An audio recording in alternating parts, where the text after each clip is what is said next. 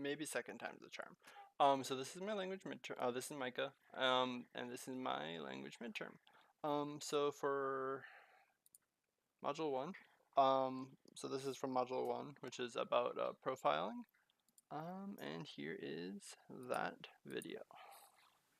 So this is Micah, and the New York Times quiz told me that my accent was most similar to the Boston, New York, and Newark accent, which is interesting because I've lived in the South, outside of China, my entire life. Not really sure what to take of that.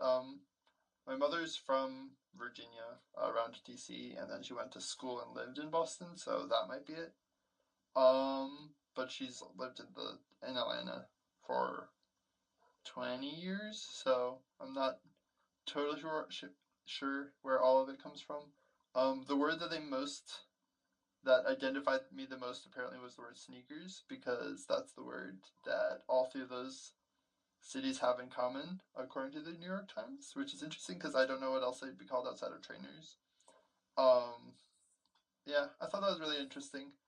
I'm curious to see what you all think, because as far as I know, like, I didn't really have an accent, because I definitely don't talk like a Boston or Bostonian. So, just right off the bat, like, obviously everyone has an accent. So saying that is that I didn't think that I had one was mostly ignorance. Um, so one thing that I found interesting, like going back and listening to this again, was the fact that the New York Times quiz, basically told me that I was a northerner, but it was based almost entirely on the fact that I said sneakers, which I find kind of problematic because I don't think one word really defines your accent, right?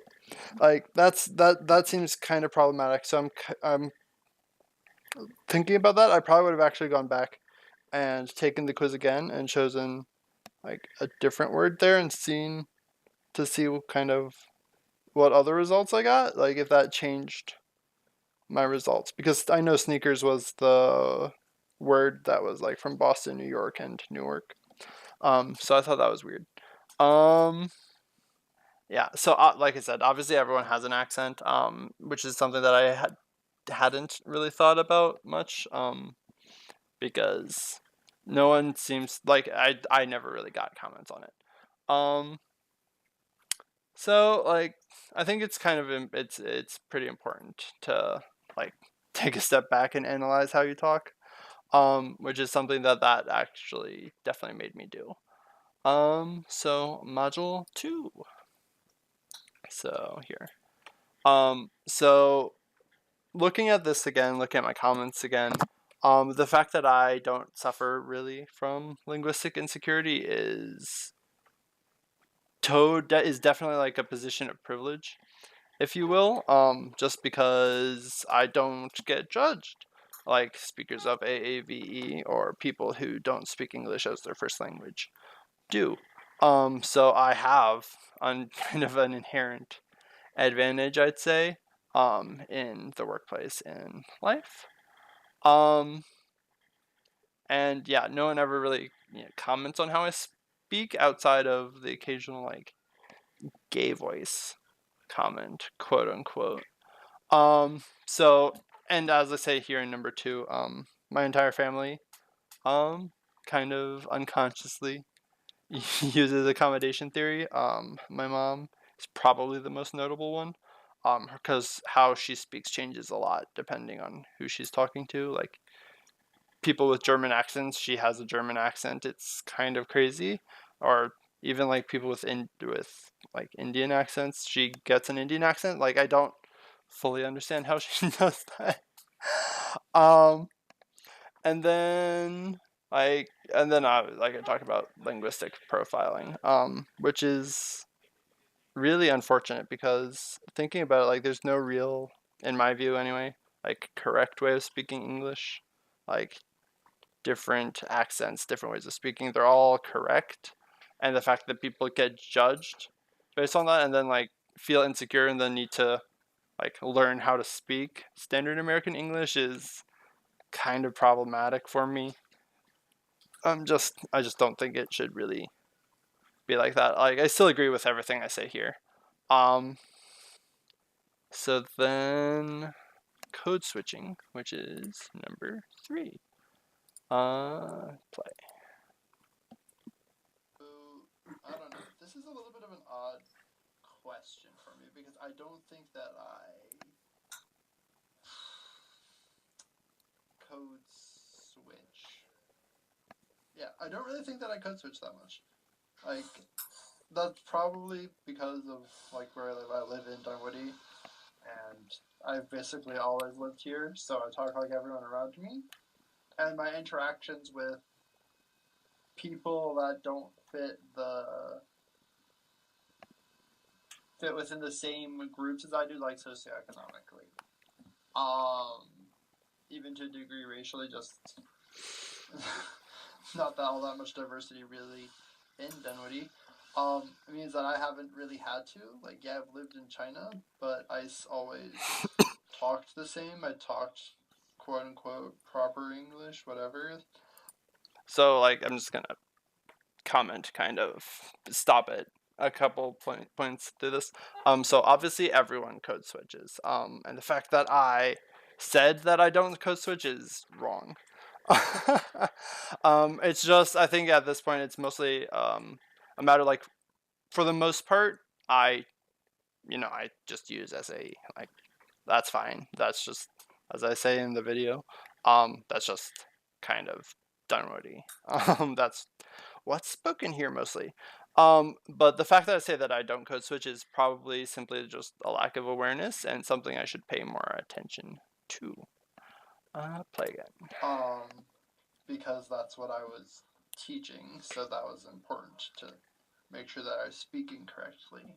Like, I don't even know that there's, like, obviously, like, there's a degree of formality that changes when I'm talking to, like, teachers versus family and peers.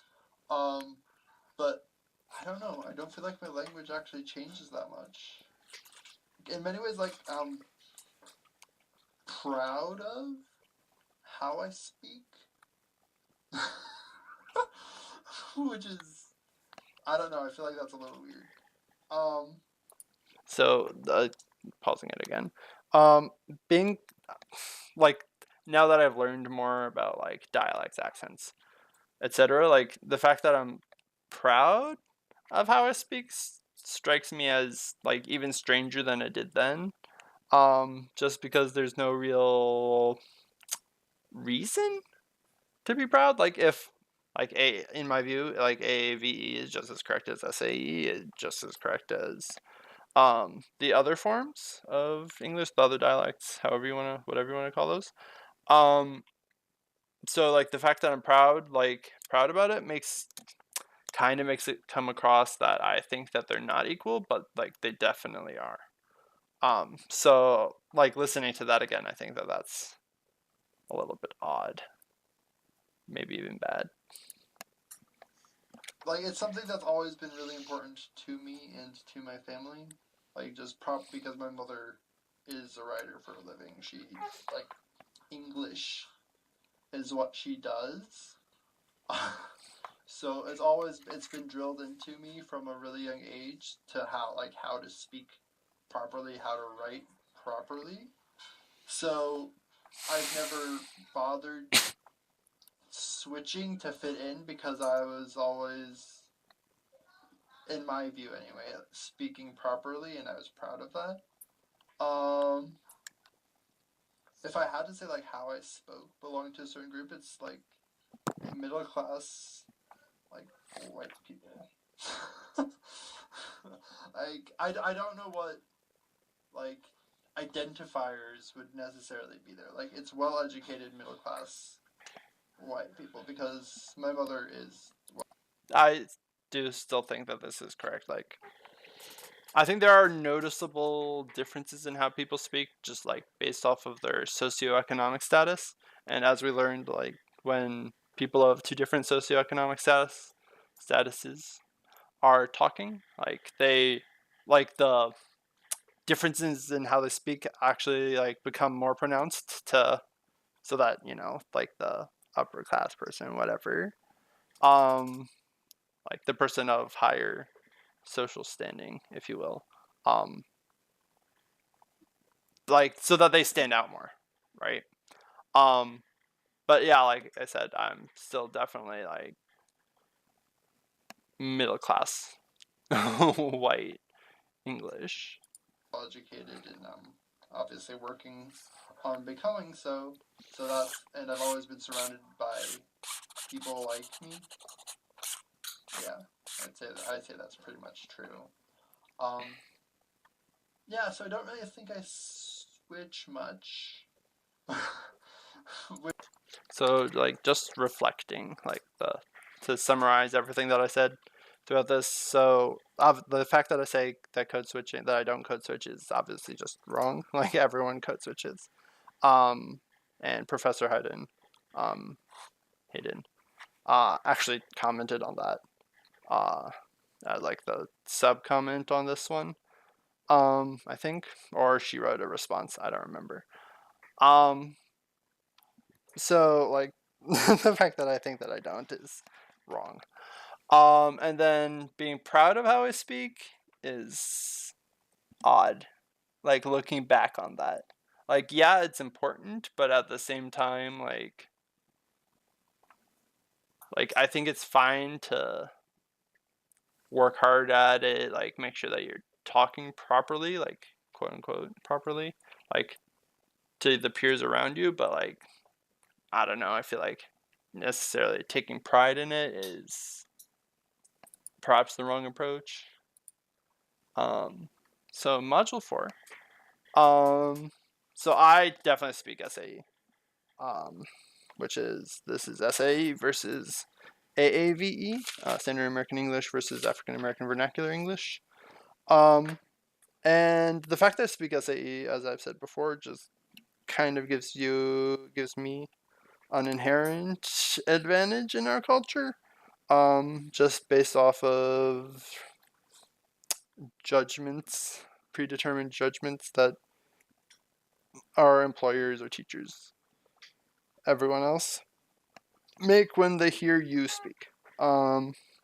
So I speak SAE, but I also kind of intentionally break the rules. Like I say y'all when I'm speaking. I don't say it when I'm doing any formal writing because I get points taken off.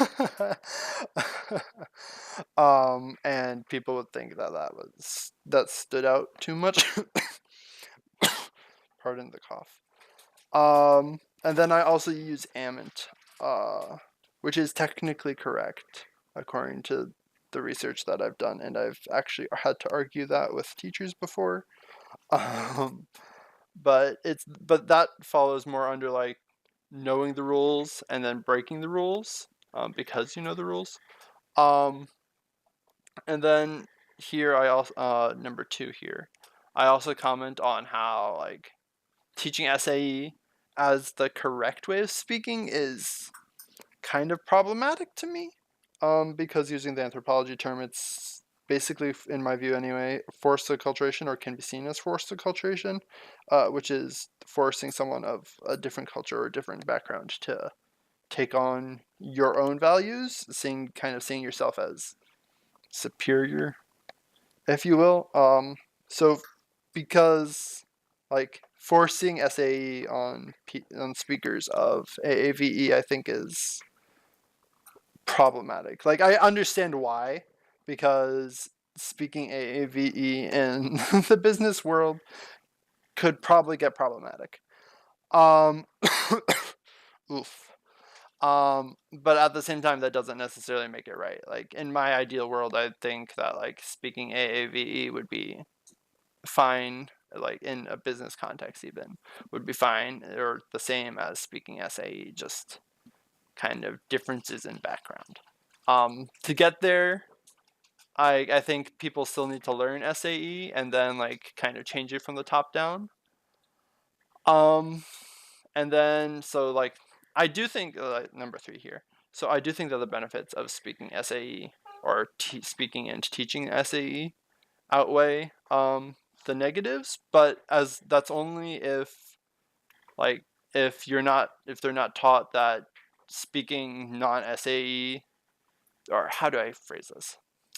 As long as they aren't taught that the way that they normally speak is wrong, if you will. So it's like the difference between, because I feel like that's done too much. It's kind of like the difference between learning a second language and then like the difference here. So like when you learn a second language, like your teacher isn't like telling you that you're wrong. They're telling you that what you said is wrong. Like so they correct the word that you used, and the word is wrong, not you are wrong. Like they can't actually say that you're wrong because it's a different language. But when you're correcting like accents, forms of the same language, I find that it's pretty easy to go from not the word is wrong, but you like as a person are wrong. Your culture, quote unquote, is wrong. And that's very problematic to me because there is no such thing, in my view, anyway, as a wrong culture or a wrong way of speaking or any of that. Like that's just inherently troubling to me that that approach is taken when there's no reason to take that approach. Um, like it just ethnocentrism, really. Saying that your way of doing things is better than the other ways of doing things. Like that's just stupid. So I stand by again. Stand by everything that I say here. Um, so yeah, those are my 4 quotes. And that is my intro to language midterm.